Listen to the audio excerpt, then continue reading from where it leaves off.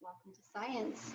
Before we begin today's science, I want to show you guys some pictures that I've received over the last week of some great things that you guys have done with our last couple science lessons. So let's take a look at those real quick.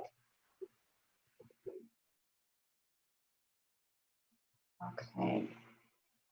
So here is a plant dissection. This is great, and I absolutely love how they used sidewalk chalk to draw their chart on the ground. That was so creative. Great job. I love that. Oh, look at this parts of the plant. I love it. Look how good she did. Look how well. I love all the different pieces that she used for her plant. And I love that great coloring. Good job.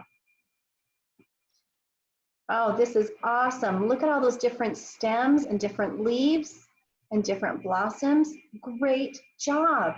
This is amazing. You guys are so talented. And here's another parts of our plant. This is so good. I love the polka dotted flower. I wish I had polka dotted flowers at my house. How fun. Okay, you guys did amazing. I am so proud of you. Thank you so much for sending me the pictures. I absolutely love getting pictures from you guys. Okay, so the last couple weeks we've been talking about plants, and last week we talked about how the seed is like the baby of the plant, and the full-grown plant is the adult. We have the baby seed and the plant, the baby and the parent, right? And the baby seed will always grow up to be very, very, very similar to the parent plant. Now, they're not going to be exact. They will not be exactly the same, but they will be very similar, right? So we can't plant a rose seed and have it grow up to be a daisy. That wouldn't happen because the parent plant was a daisy. We couldn't plant a pine seed and have it grow up to be a rose or a sunflower, right? It wouldn't work that way. If we plant a pine tree seed, it's going to grow up to be a pine tree. It'll look very similar to its parent plant. It might not be exact. It might be a little bit shorter, a little bit taller, a little bit wider, a little bit skinnier, but it will still be a pine tree, right? All right, guys, so this is the same as animals. We have babies and we have adults, right? Will the baby grow up to be exactly like the parent? No, but the baby should grow up to be very similar. The baby should be very similar to the parent. Do any of you look like your parents? Do you look exactly like your parent? No, but I bet a lot of you look very similar. Have you ever had anybody say, oh, you have your mom's eyes, or you have your dad's nose, or you look just like your parent when they were little? Because the babies often look like the parents. So I'm going to show you a PowerPoint of some animals, and we're going to talk about how animals are similar and different. And we're going to talk about some of their behaviors, and if those behaviors are taught or learned. Some behaviors are taught, some behaviors are learned. All right, you ready? Oh, I'm excited. I love this unit. I love learning about animals. All right, let's bring our animals up. Okay, here it comes. We're going to talk about animals and their babies. Oh, before we get started, you guys should have, I believe it's 4 worksheets. Let me see, 1, 2, 3, 4. Yes, you should have 3 worksheets that were included with this lesson. And if you want to print those off before you go any further, that would be wonderful, because we're going to kind of use those worksheets as we go through our lesson. But don't worry, these are fun worksheets. I think you will like them. All right, if you need to pause to go get them, totally fine. You can just start the video back when you're done and when you come back. All right, let's move on. Elephants. Okay, check it out. Look at this cute mommy elephant and cute baby elephant. Oh, I love elephants. Guess what? Elephants are great mothers. When an elephant baby is first born, a mom elephant helps her to stand up. Isn't that nice? Look at that baby elephant. Let's learn some more things about elephants. A baby elephant is taken care of not just by his or her mom, but by all the females in the group. So they're kind of like a family, and they help take care of each other. Do you maybe have an aunt or an uncle or a big brother or a big sister that helps take care of you? Yep, that's like that in the elephant kingdom also, in the elephant world. They help to take care of all of the females, help to take care of all of the babies.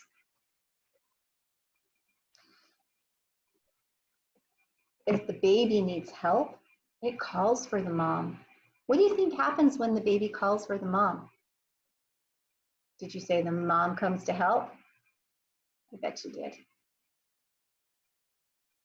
Okay, guys, I want you to look at the picture and I want you to think about the things that we just learned about elephants.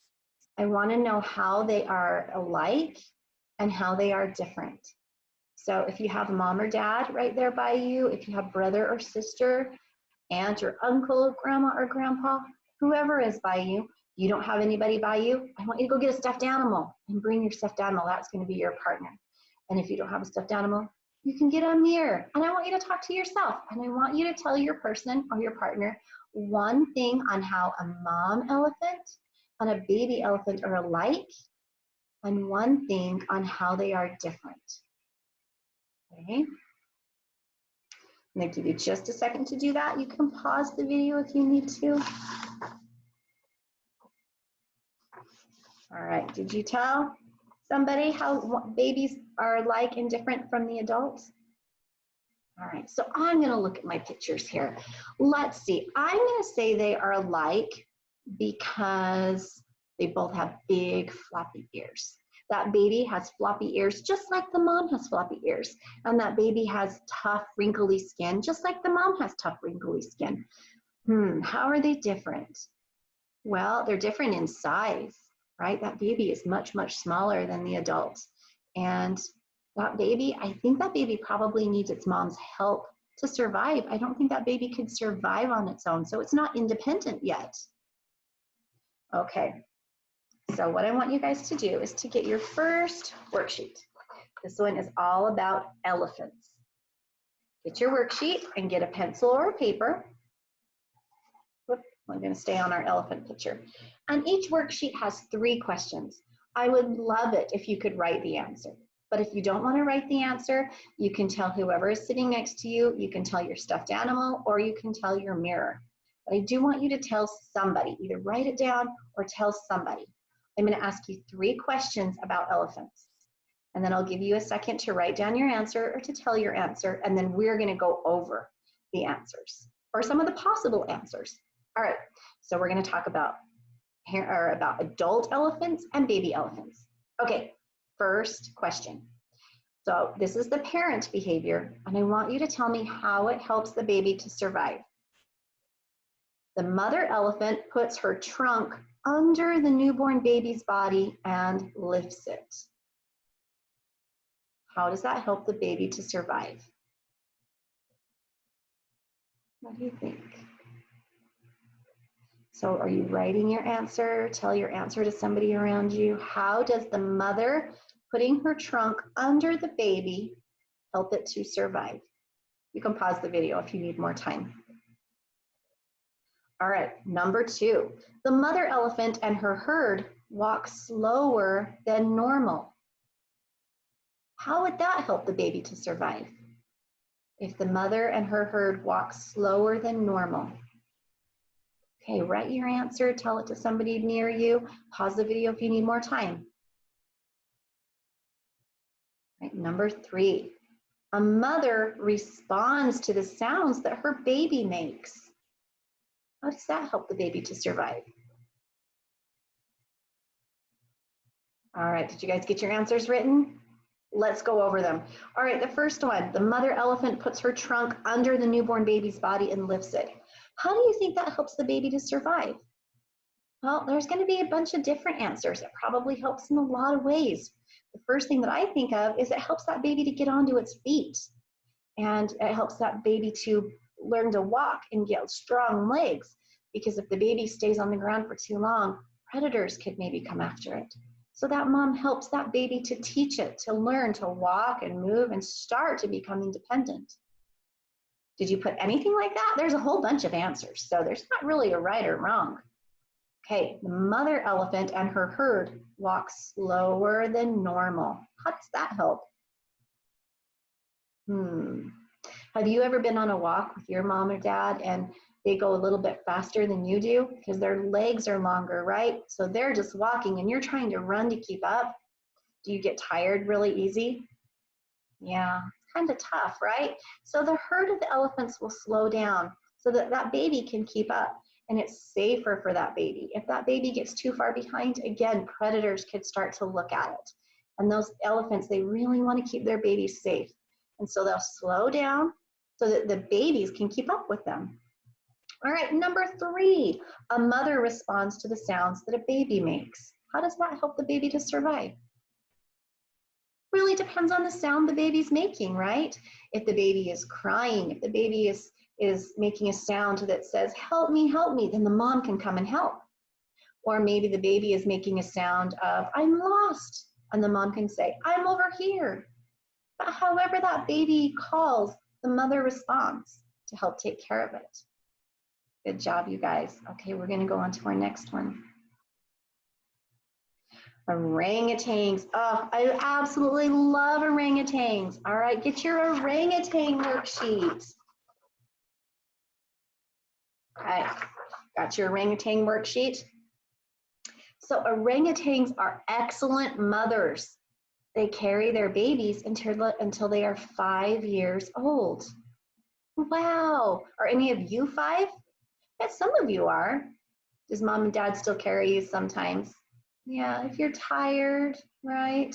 Or if you need a hug. Sometimes when you fall down and get hurt, moms and dads will pick you up and give you a hug. But orangutans do the same thing. They carry their babies until they're 5 years old. How do you think that this helps? How does that help the baby to survive? You can write that on your worksheet right here. It's right there. How does it help the baby to survive that the mama orangutan holds the baby on her back or her stomach? You can pause the video if you need a little bit more time.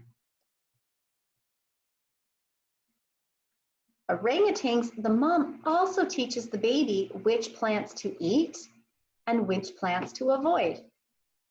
How do you think that helps the baby to survive? You can write that in the second box. And if you can't write it, that's okay. You can look over at mom and dad and tell them. You can tell brother or sister, tell your stuffed animal, or tell your mirror. How do you think it helps the baby orangutan survive when the mom shows him or her which plants to eat or which plants to avoid? Okay, let's go to the next one. The mother teaches the baby how to use sticks as a tool.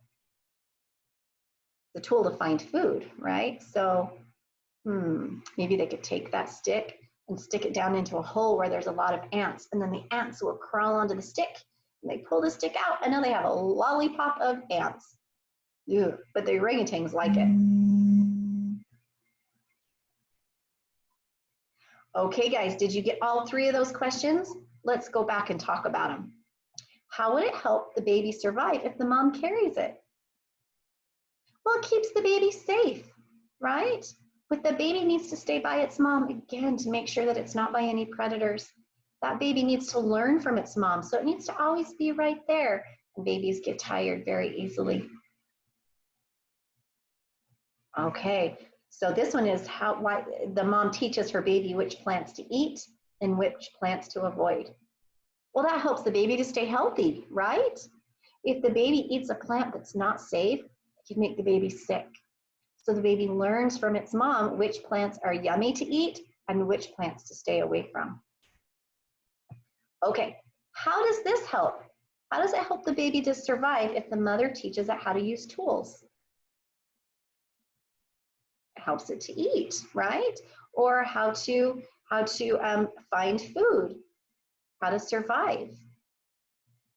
So if you guys have baby brothers or baby sisters, just little ones, do they know how to use a spoon or a fork? They might. Did they know the first time your mom or dad put one in their hand, did they know what to do with it? Or did they just bang it against the high chair? They have to learn, right? And pretty soon they learn to take that spoon or fork and scoop their food and eat it. Yeah. Good job, you guys. I'm so proud of you. Let's move on to our next one. Okay. How are they alike and different? Okay, take a good look at them. Here's an adult orangutan and a baby orangutan, and look how cute that baby is. How is the baby and the adult, how are they alike and how are they different? So tell mom, tell dad, tell brother or sister, or stuffed animal, or the mirror. One way that they're alike and one way that they are different. Okay, did you do it? You can pause if you need more time. So I'm gonna say alike. How are they alike? They both have furry bodies, right? And they both have hands with 5 fingers and a thumb. That's how they're alike. How are they different? This baby is much cuter than the adult, right? I want to snuggle a baby. I'm not so sure I want to snuggle the adult. Their size. That baby is just little, right? And the adult is very big. Good job, you guys. Let's move on to the next one. All right, penguins. Find your penguin worksheet. Got it? All right, so our number 1. Emperor penguins are excellent parents. They cover their babies with their brood patch to keep them warm. So if you look right here, see how that parent is covering the baby? Ooh, because they live in that very, very cold environment. That helps keep the baby warm. How do you think that helps the baby to survive? I want you to write that right here, or tell somebody, or tell your stuffed animal, or tell your mirror. How does that help the baby to survive? Okay, you can pause if you need to. All right, so what would happen on a really, really, really cold night and the father or the mother didn't do that? They didn't keep the baby warm. What could happen? That baby could freeze, right? So it's very important that they keep the baby warm so it doesn't get too cold and freeze. Good job, guys. Let's move on to number 2. The mom feeds in the ocean and then regurgitates her food for the baby. So the baby can't go to the ocean, not yet. It's too little. So the mom goes to the ocean and she eats some fish or whatever food she eats it and she swallows it down just to her throat. Then when she comes back to the baby, she brings that back up to the top of her throat and the baby can reach in and get it. How does that help the baby to survive? Write your answer down or tell somebody. I'll give you just a second to do that. You can pause if you need more time. All right, what did you decide? How does that help the baby to survive? Did you say it feeds the baby? We have to have food to survive, right? Absolutely. That brings food to the baby. If the mom didn't do that, then that baby, it would starve to death because it's too little to go get food. Good job, you guys. Let's move on to the next one. Whoa, look at all those penguins.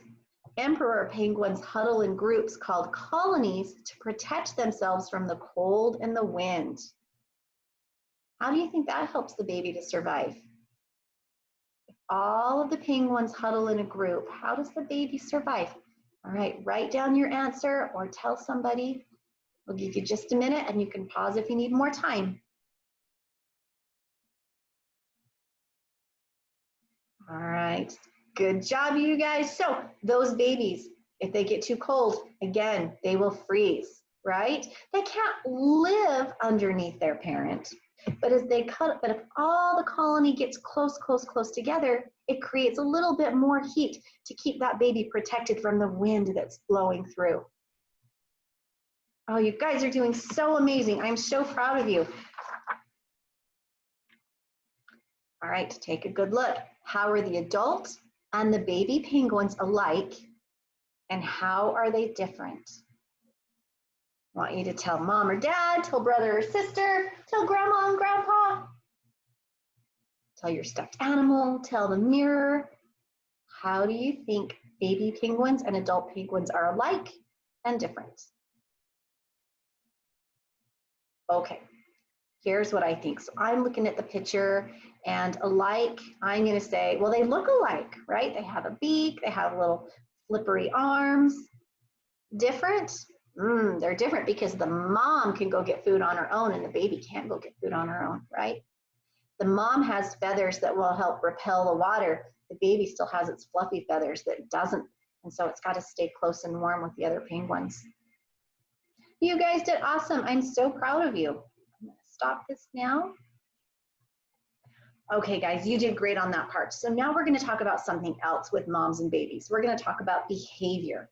And behavior is the way they act. So some behavior is learned, and some behavior they just already know how to do. So there's what's called innate behavior. And that means they already know how to do it. Nobody has to teach them. And then there's a learned behavior. And the learned behavior is something that has to be taught. Can you think of one behavior that is innate, which means you already know how to do it, and one behavior that is learned? Think for just a minute. All right, so let's talk about humans for a minute. Let's talk about walking. Is a baby born knowing how to walk, or do they have to learn how to walk? To learn, right? So that's a learned behavior. You guys knew that. How about a baby knowing to suck when a bottle is put in its mouth? It already knows. Nobody has to teach it, because eating, that is an innate behavior. That baby knows that right when that bottle goes in its mouth, that if it sucks, it gets milk. You guys are so great. I'm so proud of you. Let's move on. Okay, we're going to go through a PowerPoint, and we're going to talk about some animals, and we're going to decide if the behavior is learned or innate. Are you ready? Let's get that up here. All right, here we go. Okay, so innate behavior. Everybody say innate behavior. These are things that animals do that meet their needs, that they don't need to be taught to do. Like we said, a baby doesn't need to be taught how to drink from a bottle. It already knows how to do that. Frogs don't need to be taught how to croak. They already know how to do that. So those are innate behaviors. All right, a learned behavior, that means something that is taught or learned. They don't automatically know how to do it. Has anybody ever seen a parrot that can talk? Have you ever been to the zoo at a bird show and you hear those parrots talking? Do you think they automatically know how to do that? Or do you think they have to learn? Do you think somebody teaches them? They have to learn, right? Out in the wild, in other countries where these birds fly free, where they're not pets that people are training, they don't talk. But when they become a pet, people can teach them how to say words. All right, and then look at this cute little bunny over here. So this little bunny learns from his parents that if he thumps his back legs, it warns other rabbits of danger. He doesn't know that automatically, but he has learned that from his parents. Okay, so we're going to decide, is this innate behavior or a learned behavior? Are you ready? It's called camouflage. I think you all know what camouflage is. We've learned about it. So that means that the animal blends into its surroundings. So if you take a look at this cute little fox over here, he's white, just like the snow behind him. And this snake, he's green, just like the leaves. In fact, his head looks like a leaf. Do you think they have to be taught to do this? Or do you think that this is an innate behavior that they already know? I don't think anybody has to teach that fox to be white, right? And nobody has to teach that snake to look like a leaf. They're just born that way. They're born knowing how to blend into their environment. So those are innate behaviors. All right, hibernation. Hibernation is a behavior that lets an animal make it through the winter by sleeping through the cold months when the food supply is low. So in the winter, there's not always a lot of food, right? So that animal will sleep for most of the cold months so that it can survive the winter. Do you think this is an innate behavior or a learned behavior? Do you think they already know how to do this, or do they learn it? So this is an innate behavior. They automatically know to hibernate. They're born knowing how to do that. Good job. Let's move on to our next one. Migration. All right, what does migration mean? It's the behavior of moving to a new location where food is plentiful in the fall and staying there until the spring. What do you think? Do they learn that, or do they just automatically know? those babies, they follow their flocks. They learn that from all their parents to follow where the food is during the cold seasons. So this is a learned behavior. All right, the mimicry. Sorry, guys, I got really tongue-tied there for a minute. Mimicry. So this is, everybody say mimicry with me, so I don't feel so silly messing up on the word. This is the behavior of acting like or looking like another animal or object in order to obtain the benefit it observes that the other organism has. Whoa, that is a lot of information. Let's talk about it, should we? So an animal can kind of look like another animal or like another object, kind of like that snake looks like the leaf, right? So if that snake, if we go back to the picture of the snake, let's look back here at this snake. So this snake, let's pretend that he wants to eat a cricket. If he resembles and he looks like a leaf on this plant, when the cricket starts to walk up here, he'll just think that that snakehead is a leaf, and then the snake can grab it, right? So that snake is mimicking or looking like the leaf. So we can take a look at our butterflies here. All right, so my buttons are in front of all my words here. So let's take a look at this real quick. Ah, come back, butterflies. Sorry. So the monarch butterfly, which is this one right here, the monarch butterfly is actually poisonous for other animals to eat. This over here is a viceroy butterfly. It's not poisonous. It's not. But does it look like the monarch? Absolutely. So if an eagle or another predator is flying over and that predator knows, don't eat the monarch butterfly, it's poisonous. What's it going to think when it sees this butterfly over here? It's going to think that this butterfly is poisonous because it looks so much like the monarch. So it's not going to eat this one. So this one, this viceroy, mimics the monarch. It makes predators think that it's the monarch so it doesn't get eaten. Do you think that's learned or do you think that's innate? That's innate. Good job. It's born that way. It doesn't have to try to look like the other one, right? All right, spinning a web. What do you think? Spiders spin webs using a silk-like substance that they make and then they stick it in a pattern to trap food. Do you guys think this is learned or innate? Does a spider have to learn to spin a web? Somebody have to teach it? Or does it already know?